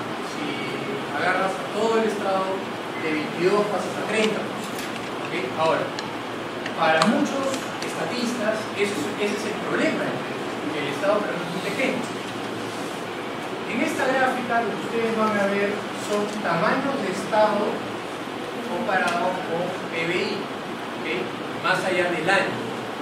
Cuando Estados Unidos tenía un PBI per cápita, traído valor presente, de $5.300, el tamaño del Estado era 7.5. El Perú tiene hoy día un ingreso per cápita medido por calidad de compra de 6.992,300. El Estado te cuesta 40% de lo que le cuesta hoy día a un norteamericano, significa que tienes menos dinero para ahorrar con su jubilación. Entonces, el problema es que nosotros hemos avanzado en el Estado a una velocidad que no estaba alineada a nuestros ingresos. Hemos debido de hacer algo que sea más ordenado, que el Estado vaya creciendo conforme crecían los ingresos. Pero en el Perú se optó por hacer más grande el Estado, creyendo que eso era la solución, sin tener que ver en cuenta cuáles eran los ingresos. Y acá acabo de mencionar. Esta es la última filmina de la presentación. Parte del análisis de uno de los dos partidos decía que la economía era extranjera, ¿verdad? Y lo que ellos quieren es nacionalizar, ¿verdad? Bueno, En el 2010, el 78% de la inversión peruana fue nacional. Eso genera un cortocircuito cuando uno habla con un nacionalista, porque ellos creen que el 100% de la inversión peruana es extranjera. El 78% de la inversión en el 2010 fue hecha por peruanos. Papás, tíos, amigos, vecinos, gente que no conocemos, pero que son los que están invirtiendo y generando los puestos de trabajo y la demanda que nosotros necesitamos para seguir adelante. Entonces, para ellos es un cortocircuito completo, porque no les entra en la cabeza que en un país que es abierto la inversión sea nacional, no lo creen. Sencillamente no la aceptan, creen que es data maquillada, o sea, lo anterior más o menos como que bueno, ya ok, se reduce la pobreza, pero es desigual. No, mira, la desigualdad es algo posible. Ya, pero todo es corrupto, además todo es inversión extranjera, los países no se están dando plata, no, es nacional, 78% de la inversión es nacional. Y ahí es cuando te dicen que no tienes que ganar la plata. Pero bueno,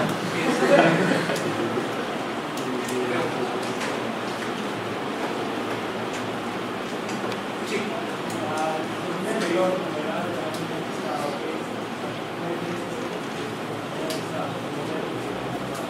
El gasto del Estado, o sea, básicamente el presupuesto, más que tiene que ver con la corriente, con respecto a PBI. O sea, cuánto produce el país, cuánto le cuesta el Estado, de acuerdo a ese producto. Entonces, ahorita en Perú más o menos 30%, en Europa es 45, 46, en África hay países sudafricanos que tienen 60% de gasto público para el PBI.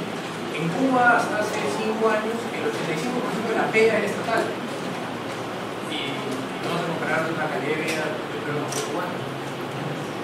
Una sola precisión sobre ese punto. Cuando Juan José utiliza un ratio sobre PBI, es una proporción. En el año 1980, en el Perú, como en los países africanos, el tamaño del gasto público era 65%, pero todo ese gasto no llegaba a 15.000 millones de dólares. El año pasado, el tamaño del gasto del Estado peruano, del sector público no financiero, bordeó los 50.000 millones de dólares.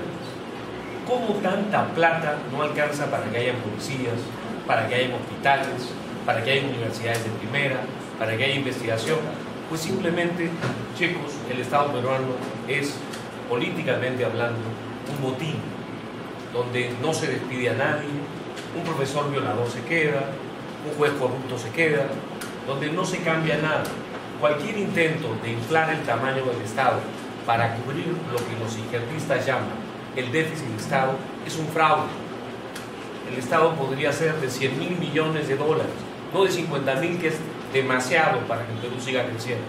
Pero mientras no se despida aquel que no es capaz, aquel que no es inepto, mientras no se cierra lo que se tiene que cerrar, no hay Estado que alcance. Hoy día tenemos el Estado más grande de toda la historia del Perú. Y fíjense el nivel de frustración de la gente. Y lo curioso es que la gente pide más de eso, más de este Estado sin reforma, que tal vez sirve para muy poco.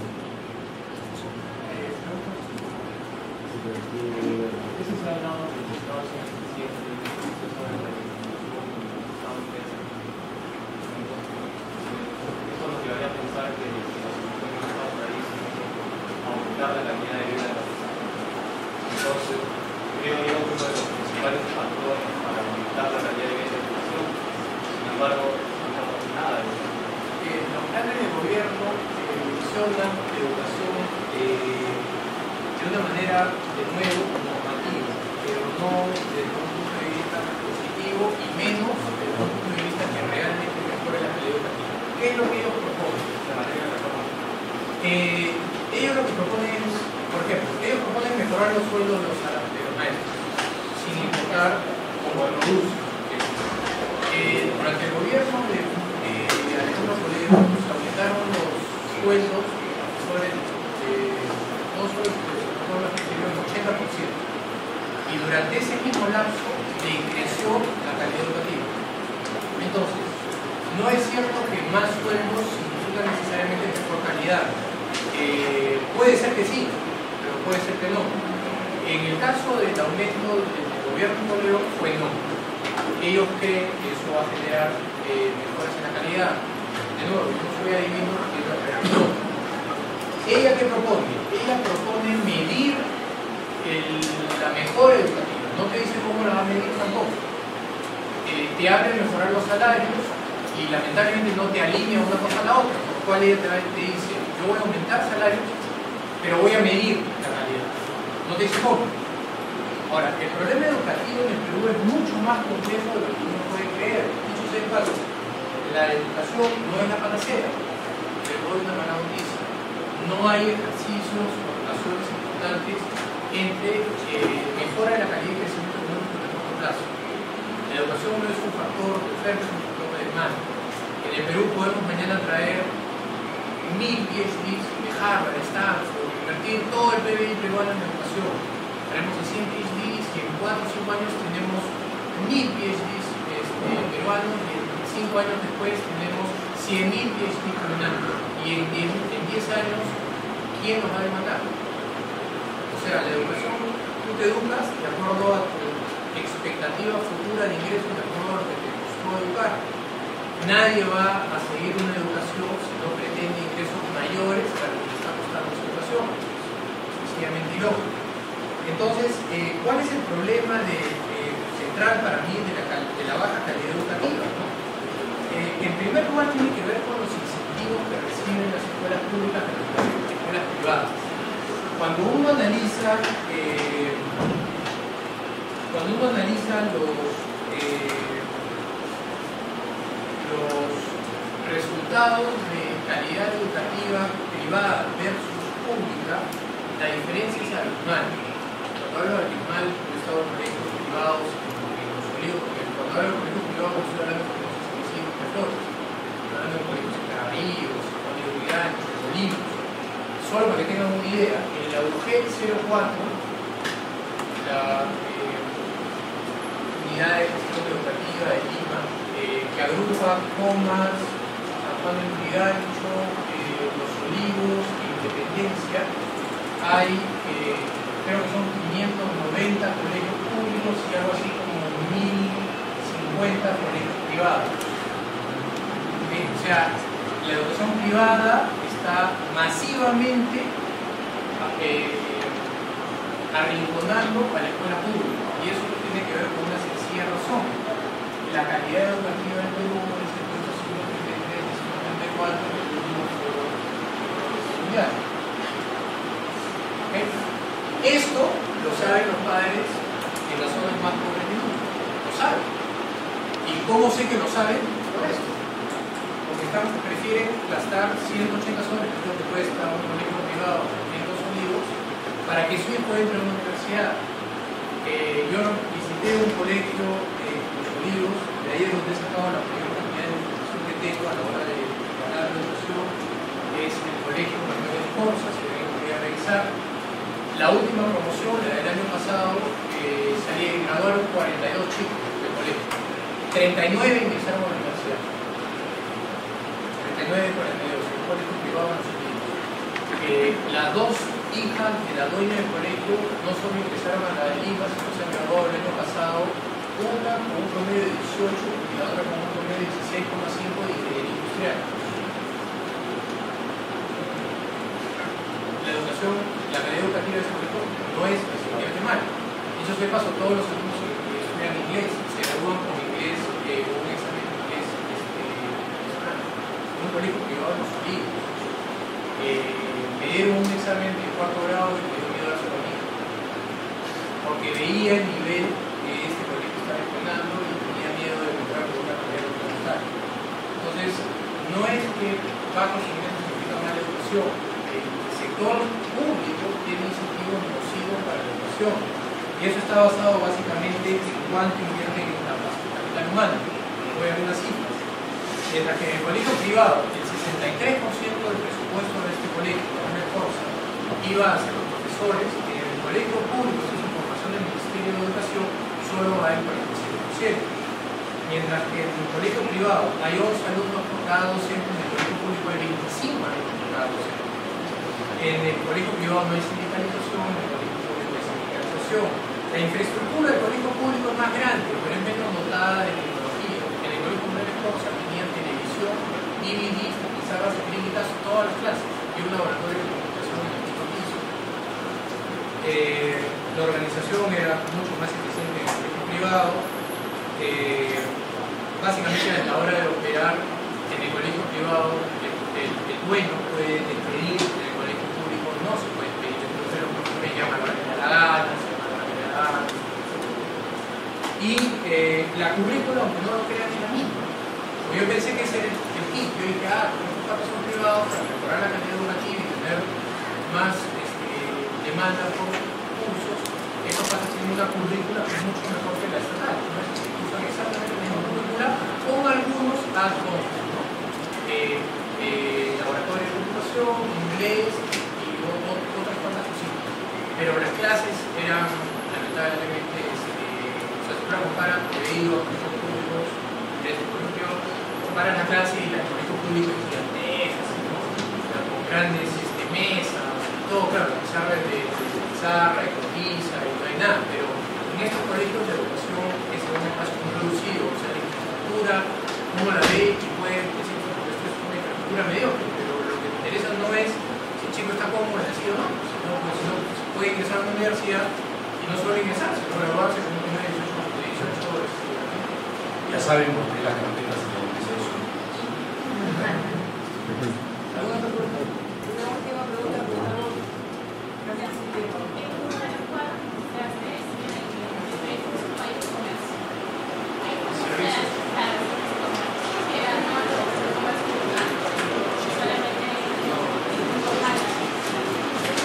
La economía informal es más o menos 45% del PBI, pero tiene el 75% de la PBI. Una pregunta, ¿algo que tenga que ver con planes de gobierno? Sí. No, no me la siento.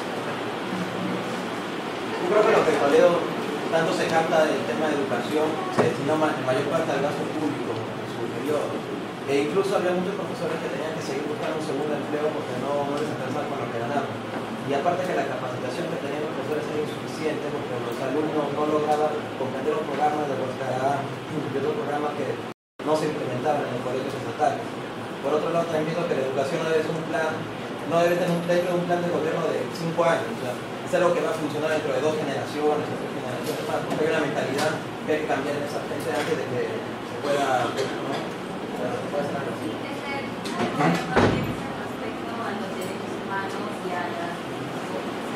Sí, está en. Pero pasó muy rápido. En este no hay mucho información. En este hay información. Que hablan de seguir la carta.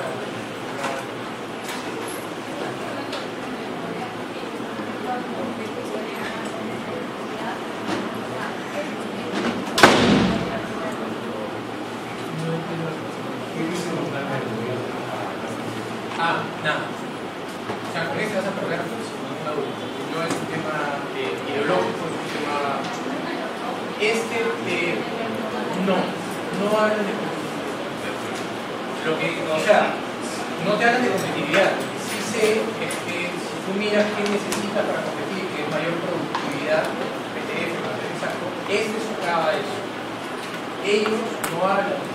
Hablan de algunas reformas que si las hacen podrían mejorar la competitividad, pero no expresamente. Eso no dice, voy a mejorar, es que la carta no es competitividad, es productividad. O sea, lo que hace que suban y mejoren los salarios no es algo anterior a la competitividad, que es la productividad. Si tú eres productivo, eres competitivo. O sea, no puedes ser competitivo si no eres productivo. Entonces, lo que puedes buscar es mayor productividad. Y ellos, de alguna manera, te dan algunas cosas que mejorarían la productividad, pero no lo tienen alineado, o sea, no lo tienen como un plan de gobierno, sino presentan algunas cosas que un economista que sabe eso te dice, que podría mejorar la productividad, pero no necesariamente. No es un nivel máximo. Un aplauso a...